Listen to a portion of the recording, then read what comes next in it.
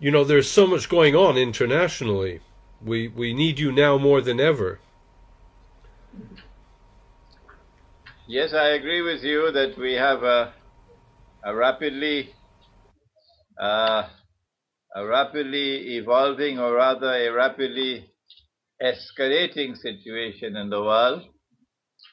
And from the perspective of Islam, and of course, again, Islamic eschatology, we would have a certain perspective to bring, which might be of some benefit for analysts to incorporate in their analysis. I believe that the Zionist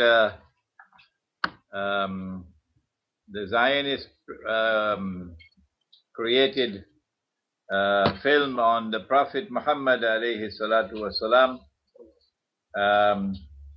was released at the time when it was released for a certain specific purpose.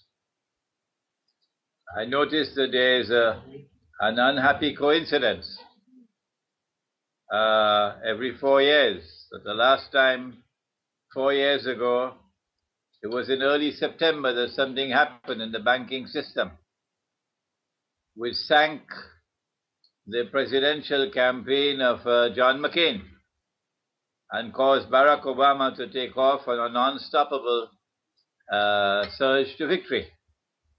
It was early September.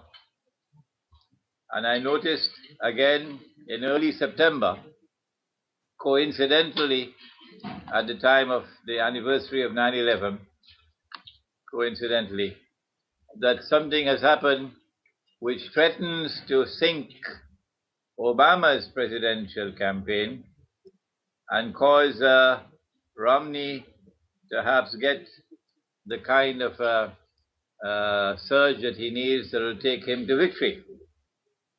Appearance, therefore, is that there are forces at work using an act of, what is it called, video terrorism, or is it movie terrorism? A psyop. To achieve through elections what has not so far been achieved on the battlefield. The American administration and the American armed forces have so far refused to be party to an attack on Iran, refused to be a party to an attack on Syria, refused to be a party to an attack on Pakistan. None of these have occurred so far. The reason why the U.S. armed forces do not want to do it, because they know that such attacks are going to lead to world war. Taking on Russia and taking on China is not the same thing as taking on Muammar Gaddafi in Libya. No. Lots and lots and lots of Americans are going to die in a war with Russia. Lots of American cities are going to be destroyed in a war with Russia. And a war with China is going to be an even equally horrific enterprise. And so there is a great reluctance on the part of the American armed forces, and naturally so, to attack Iran and attack Syria and attack Pakistan and risk nuclear war. But Israel usually gets others, the Zionists usually get others to wage their wars for them. And if Barack Obama will not do it, then Romney will do it.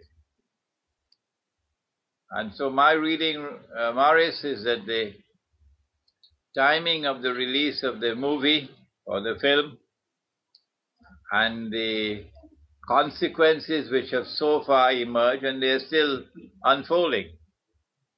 They're still unfolding. I think they have the capacity to add some more fuel to the fire, as the Arab Spring showed us. I think that the implications are that we would now see Romney's presidential campaign moving forward with a surge, and Barack Obama's campaign sinking down, because the media is going to capitalize on this to impress upon the American people that Islam now constitutes a menace to the world, and that America needs a president and an administration with the kind of muscles that can deal with Islam and deal with Muslims in order to save the world from the menace of Islam. And Obama has not been able to do that. And therefore, Romney's campaign will benefit from what has happened so far. My second comment is that if I am correct, then we can, I hope, safely conclude that there is not going to be any war between now and November the 4th. That Israel is not going to attack, the United States is not going to attack, that NATO is not going to attack. The status quo will remain as it is until the elections take place. After the elections take place, then I can expect sometime in December, perhaps a repeat of what happened 4 years ago in December, when Israel exploited the interim between presidents to attack Gaza, and then pulled out of that attack in order to welcome Obama on January 20th.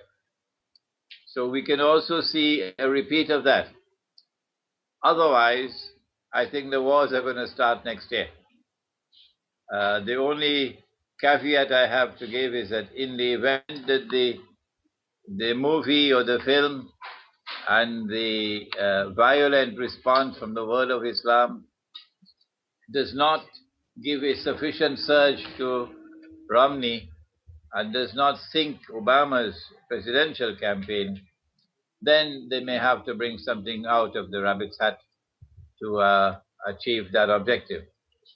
I would, however, like to take the opportunity to make a comment upon the news we have had of the killing of the American ambassador and some diplomatic staff in Libya. I am a student of Islam and international relations, and I know something about the Islamic conduct of state and of Islam and international affairs, the theory. And it is a blemish, it is something shameful from our perspective that Muslims should attack an ambassador of a foreign country who is supposed to enjoy in our territory certain amount of security guaranteed to him by the state, that if he behaves in a manner which is unacceptable to us, we'll expel him, ask him to leave. But you do not utilize the opportunity of his presence in your country to do what they did, to attack this man in his car and kill him. I want to condemn it as harshly as I possibly can, regardless of whatever he may have done, regardless of what the American government may have done, regardless of what the American armed forces may have done in Libya. The fact is, you do not act in this way with people who are ambassadors who represent foreign countries in your territories. We are seeing a rise of this radical element, very much provoked and perhaps engineered. I believe the word is takfiri in Arabic, but what is the answer to prevent the complete extremism that we are witnessing amongst angry Muslims? These are not angry Muslims.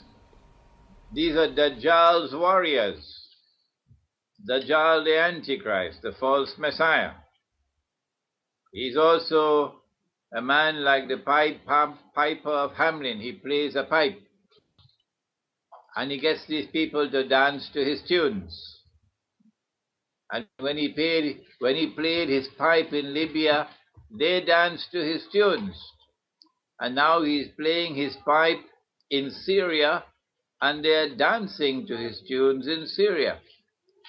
They are people who have eyes and yet cannot see. They are just like cattle, or worse than cattle. And it is to the credit of the false Messiah that he's able to recruit these people and use them to fight his wars for him. And they would like us to believe that they're waging a jihad. I say that's not a jihad. It looks more like a Yankee jihad to me. It looks more like a Zionist jihad to me. It's a phony jihad. And I reject it, and I say it has nothing to do with the religion of Islam. Well, where does Turkey fit in, this Islamic country that is helping support these people? I think we did mention in an earlier interview, Maurice, that there has been a very long effort over a long period of time to brainwash the Turkish people who are still conscious of their religious obligations and who still hold fast to those obligations, brainwash them. That brainwashing took place through a Sufi movement. And these are the people who brought this government into power in Turkey. And this government in Turkey deceived us.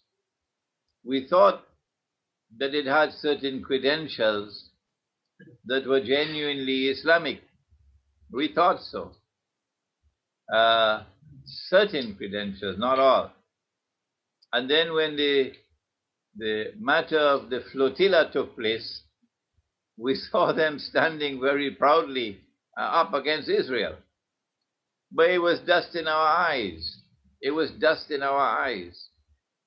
This government in Turkey is very firmly entrenched within NATO and acting on behalf of NATO in the matter of Syria.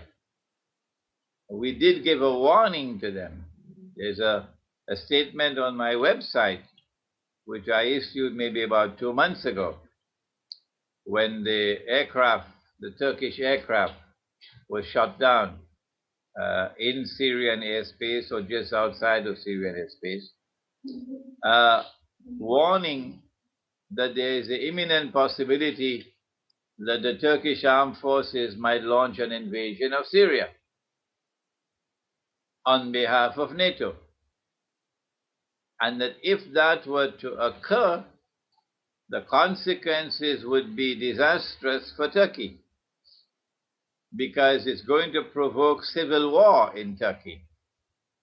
Our Prophet has prophesied, and political analysts in the Western world should now pay careful attention to what Prophet Muhammad, Allah's blessings be upon him, has prophesied.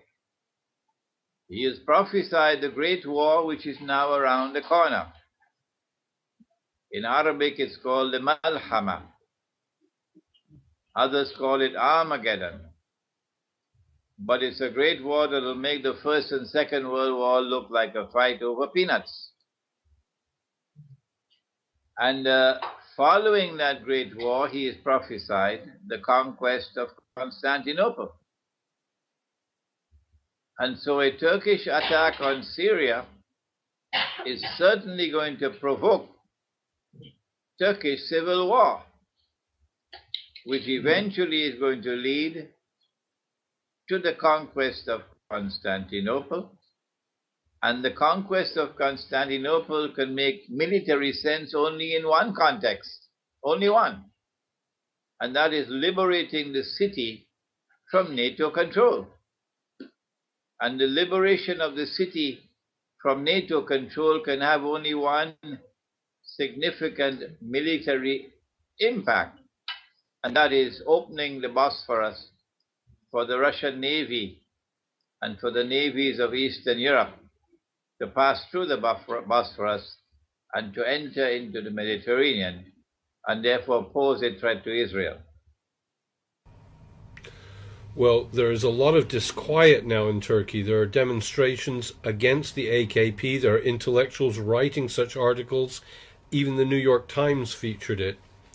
So there is trouble being witnessed within Turkey about the policy and the trouble it has brought upon the country. May I ask you, today, of all things, John McCain, who is a hawk, is suggesting that it might be time to withdraw the troops early from Afghanistan. And there's a similar proposal in the British Parliament. So the tables have turned there. Or is this a strategic move? This is news to me. I thought it was 2014 that Obama was planning to withdraw from Afghanistan. But when they tell me, when the Zionists tell me, Morris, that the sun is shining in the sky, I don't believe them. I go outside and look in the sky, and when I see the sun shining in the sky with my own eyes, only then do I believe it. So I don't believe these statements about withdrawing from Afghanistan. They are in Afghanistan because the target is Pakistan. The target is Pakistan because Pakistan possesses nuclear weapons. Nuclear weapons pose the only significant threat to Israel. That threat has to be removed if Israel is to succeed the United States and become the third and last ruling state in the modern world. That's what 9/11 was all about. And this happened on 9/11 in Libya. It's more than a coincidence. They say it was actually pre-planned. You just triggered this by mentioning 9/11. The American ambassador was murdered on 9/11 again. This is a subject in which I don't have expertise. It's called symbolism and the occult. But we just had a seminar on September 1st and 2nd here in Malaysia. On September 1st, I conducted a seminar on an introduction to Islamic eschatology. And then on September 2nd, we had a wonderful presentation from a man named Dr. Omar Zaid, a medical doctor and a former Christian missionary who became Muslim. And he gave a presentation on symbolism and the occult. And it is clear from what he informed us, he spoke, it is clear that the Zionists do have links with the occult. And they would choose certain dates because certain dates are aligned with the stars and so on, as in Hinduism. So too with the Zionists. So, but this is not a subject in which I have any expertise. I much prefer to look at early September as the last stop before early November. Okay, well, you're absolutely right about the numbers. It's extraordinary. People collate them and put them on the internet between the different false flag events, Madrid, London, 9/11, and there are consistencies numerically.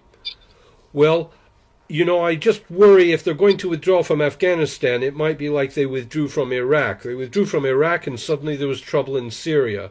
Are they going to tactically withdraw from Afghanistan to attack Pakistan in another manner? I'm only looking for the devil always. What will the devil do next? I am not in a position to comment on the implications of a withdrawal from Afghanistan. I take it with a pinch of salt. I believe that the attack on Pakistan is certain to come because I don't see the possibility at all of Israel ever replacing the United States as a ruling state in the world while Pakistan or Muslims possess nuclear weapons. I don't see that possibility at all.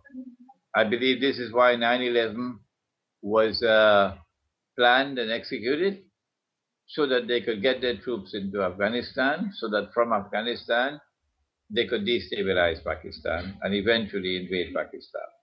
I think that is still on the card. Oh yes, through Helmand, that was the whole plan, and to break Baluchistan off from Pakistan and Iran. It failed. There was too much resistance in Helmand. Sheikh Imran Hosein, I do not know what else to ask you. Is there something we have missed? There are violent protests everywhere against American embassies. 3 American embassies have been closed. Not only American embassies, I believe French embassies as well are closing. I would like to take this opportunity to perhaps speak briefly, addressing our viewing audience, those who are Muslims and who have been writing to me and asking me for guidance. How should Muslims respond to this provocative film, which is so insulting and derogatory to our Prophet Muhammad, Allah's blessings be upon him? And my response is that a Muslim never acts in a haphazard, in a wild manner, simply bursting out and acting violently in a manner which looks like dancing to Dajjal's tunes. You should not be a people who can be remote controlled. When they want you to come out on the streets, they do something like this. The manner in which Muslims should respond to these provocative acts which are taking place from the Zionist world is to vent their anger and their rage and their indignation on the governments which control the Muslims around the world, which are all either sitting on the fence or in the Zionist camp. The people of Saudi Arabia, their eyes are opening to the massive betrayal of the Saudi regime. I get many emails from Saudi Arabia, and the Saudi people are becoming more and more conscious of the situation. The manner to respond is to respond against your own governments, putting pressure on your own governments, that your governments will remain more faithful to the truth, rather than to sit on the fence for purposes of economic prosperity and voting in the United Nations and voting here and there in order to maintain your balance accounts. This is not the way that people should act who have integrity. The way to act to bring pressure upon governments is peaceful protests. The peaceful protests brought down Hosni Mubarak. There may have been Zionist organizations that work in Egypt trying to push the protests, certainly, but it is also an element of spontaneous response from the Egyptian people, which we should not forget. In the same way that the Soviet Union was brought down, the Berlin Wall was brought down by people who are protesting peacefully, massive protests peacefully, and they were able to do so much. In the same way, you can come out and protest against your own governments and do what the Egyptian people did, do what the Tunisian people did, rather than to vent your anger and your rage on the American embassies, which is not going to get you anywhere, and attacking American diplomats, which is shameful and disgraceful and ought to be condemned. We should not do to others what we do not want them to do to our diplomats and our embassies. No. So come out and protest against your own governments.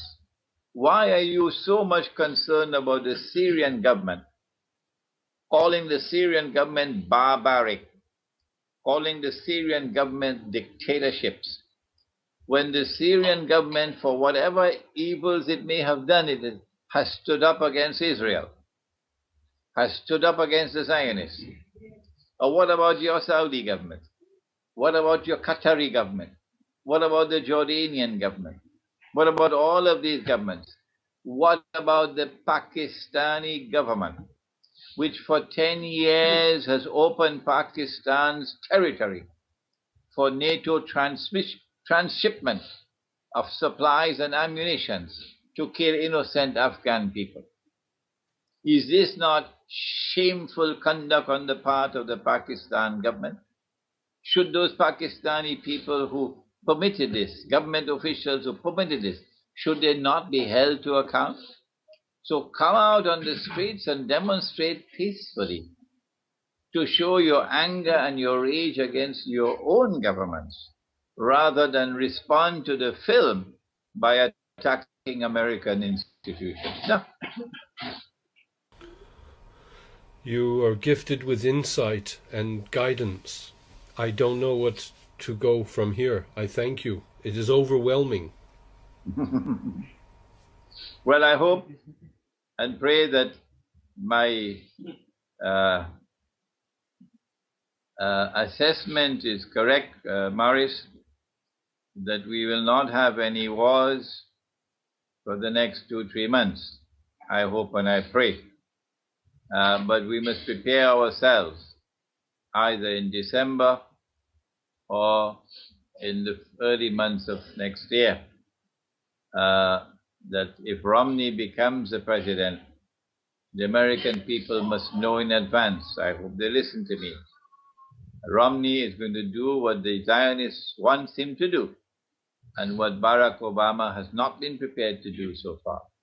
Romney will lead the charge against Iran, against Pakistan, against Syria, and in so doing, he's going to make the distinct possibility of nuclear war become an actuality. If nuclear war takes place, it is the first time in human history. It will be the first time in human history that two opposing forces will have attacked each other with nuclear weapons. Never before in human history. If that war were to take place, the American people must know that America's cities and Canadian cities are all going to be destroyed. What is going to be left of the United States and America after such a war will be devastation. Europe is going to face the same fate, because these are nuclear weapons, and these are thousands of nuclear weapons. The world which is going to be left after that nuclear war is a world that the Zionists, who of course will survive nuclear war because they have their underground cities already built, the world that's going to be left after that nuclear war will be a world that Israel can rule over more easily than the world that now exists. So when you go and elect Romney as president, you're preparing the way for the nuclear war that will destroy the United States of America and Canada. Well, I mean, the elections are fixed. If they want Romney in, Romney will be in. That's right.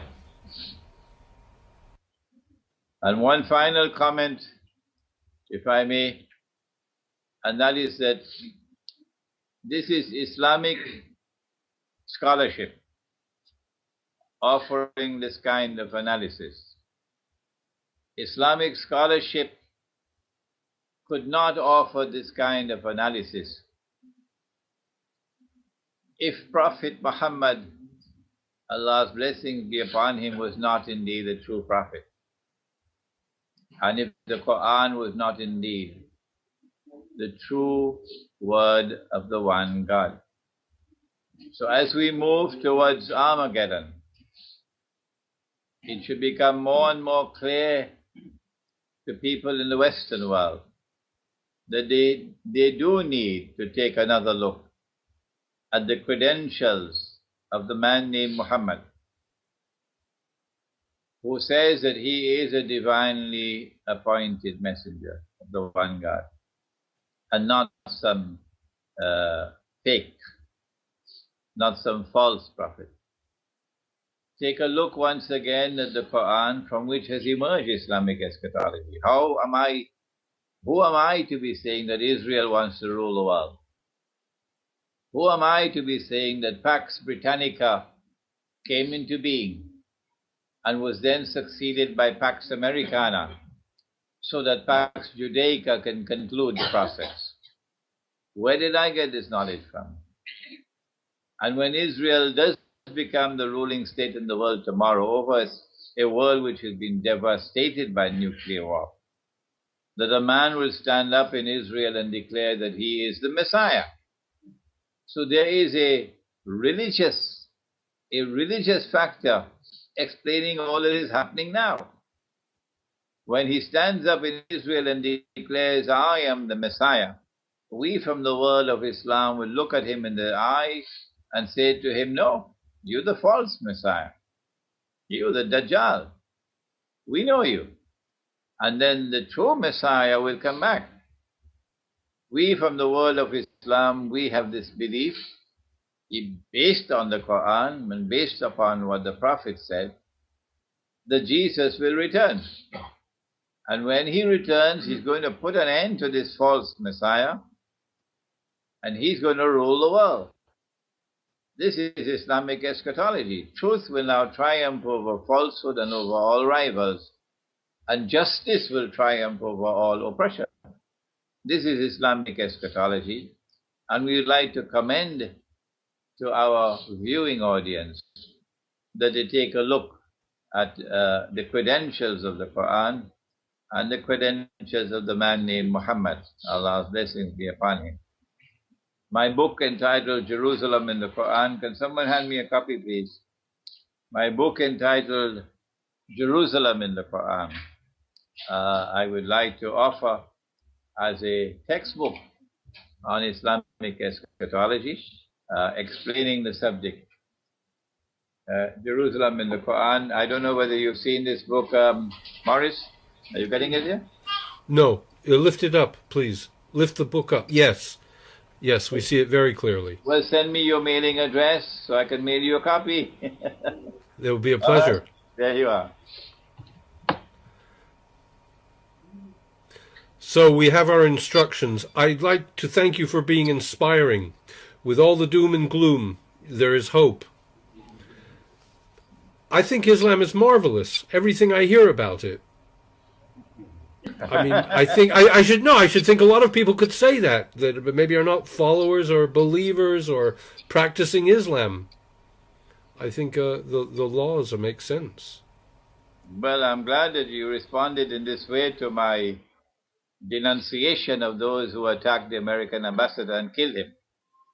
I denounced them in the most powerful language I can possibly denounce as barbaric, and that this is a blemish on the fair face of Islam. It has nothing to do with the religion of Islam. We will escort a foreign ambassador, escort him out of our territory if we do not want him, but we will not harm him. No, once you are a foreign ambassador in our territory, we respect your diplomatic privilege. Well, karma is not an Islamic concept, or is it? Pardon me? Karma? Oh, karma. Cause and effect. I mean, these very people that took him out are the people he created, so to speak. Oh, this is a case of the chickens coming home to roost, huh? Yes.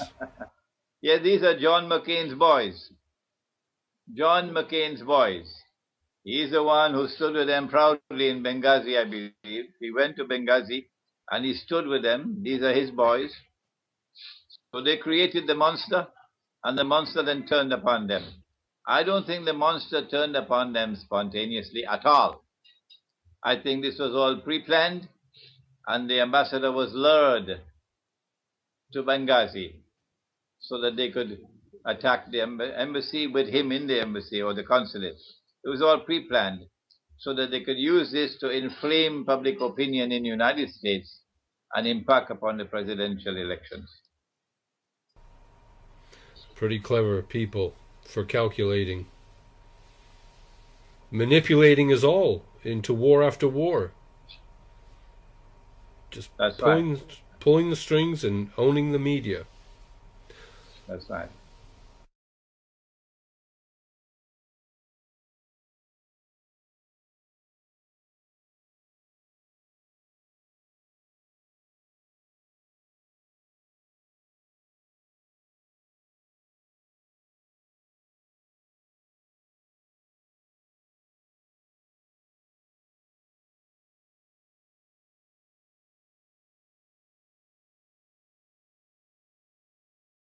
Be a party to an attack on Pakistan.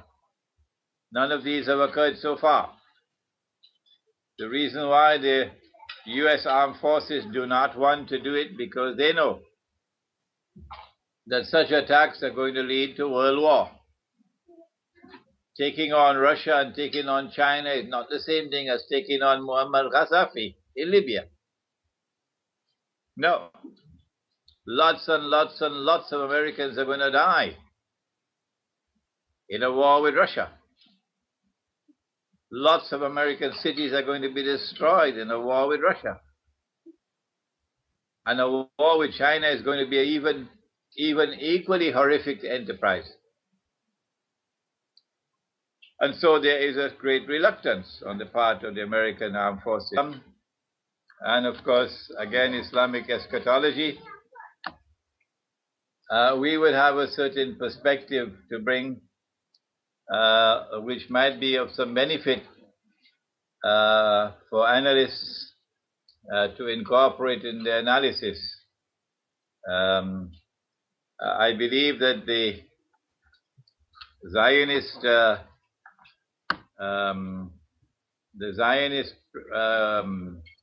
created film on the Prophet Muhammad alayhi salatu wasalam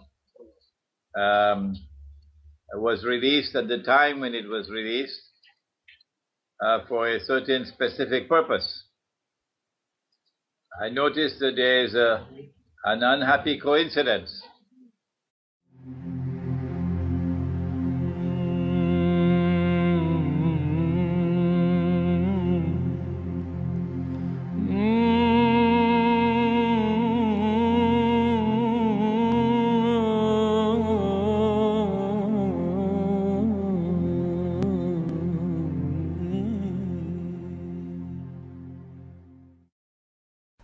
You know, there's so much going on internationally.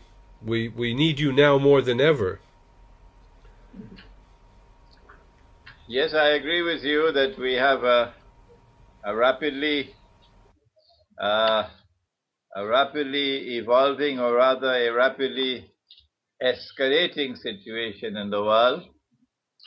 And from the perspective of Islam, the kind of surge that he needs that will take him to victory. Appearance, therefore, is that there are forces at work using an act of, what is it called? Video terrorism, or is it movie terrorism? A psyop. To achieve through elections what has not so far been achieved on the battlefield. The American administration and the American armed forces have so far refused to be party to an attack on Iran, refused to be a party to an attack on Syria, refused to be every 4 years. So the last time, 4 years ago, it was in early September that something happened in the banking system, which sank the presidential campaign of John McCain and caused Barack Obama to take off on a non-stoppable surge to victory. It was early September.